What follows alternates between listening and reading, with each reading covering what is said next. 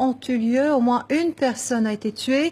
Et puis à Kinshasa, la capitale, il y a eu beaucoup de monde dans les rues, mais là encore, des heurts ont éclaté. Un reportage Emmanuel Godard et Francine Mokoko. Tout a commencé dans le calme ce matin à Kinshasa. Un cortège aux couleurs multiples, celle de tous les mouvements d'opposition. Des milliers de personnes ont défilé pour demander la tenue d'une présidentielle cette année. M. Kabila ne peut pas prendre le Congo en otage. C'est notre pays, c'est la terre de nos ancêtres. Donc il est obligé de quitter le pouvoir le 20 décembre. Joseph Kabila ne peut pas constitutionnellement se représenter. Mais la Cour vient d'autoriser le président à se maintenir au pouvoir si l'élection n'est pas organisée. Comme cela semble un peu plus chaque jour le scénario le plus probable. On est là pour dire non à M. Joseph Kabila pour qu'il ne puisse pas briguer sa troisième mandat. Sinon, il doit marcher sur nos cadavres. Puis, la manifestation s'est éloignée de l'itinéraire autorisé. Alors, sans sommation, la police a tiré des gaz lacrymogènes. Les partisans de l'opposition ont lancé des pierres et les rues se sont transformées en champs de bataille. On ne peut pas autoriser une marche et disperser violemment, même avec des balles réelles, un peuple pacifique qui n'a violenté personne. Je crois que le peuple a démontré son engagement, son attachement au changement et le changement, c'est maintenant.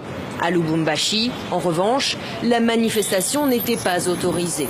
Et le déploiement policier massif a dissuadé toute personne de sortir une banderole.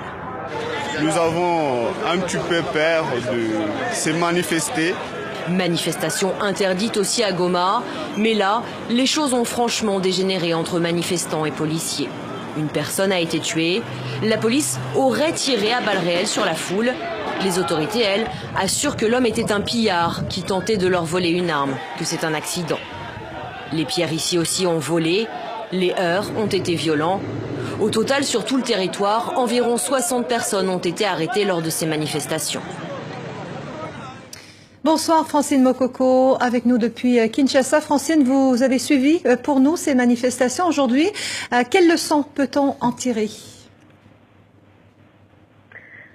Il faut d'abord dire que la marche qui se voulait pacifique ne l'a pas vraiment été. La police a reprimé les manifestants juste pour une question d'itinéraire. Le tracé de la marche avait changé en dernière minute, ce qui a désorienté les manifestants, dont certains ont pris l'avenue du 24 novembre qui mène vers le centre-ville. Cela a été suffisant pour amener la police à tirer des gaz lacrymogènes dans la foule, accusée de n'avoir pas respecté l'itinéraire convenu. Mais curieusement, même le groupe de manifestants qui a suivi le bon tracé a été aussi dispersé par la police. Au moment où l'épée de Damoclès est suspendue au-dessus du pouvoir de Kinshasa, rendu coupable de la fermeture de l'espace politique et du harcèlement à l'endroit des opposants, cette marche autorisée avait suscité beaucoup d'espoir pour un début de décrispation du climat politique tendu qui prévaut dans le pays ces derniers mois. Mais le cours des événements nous apprend que le chemin est encore long pour arriver à une réelle détente de la situation politique en RDC. Francine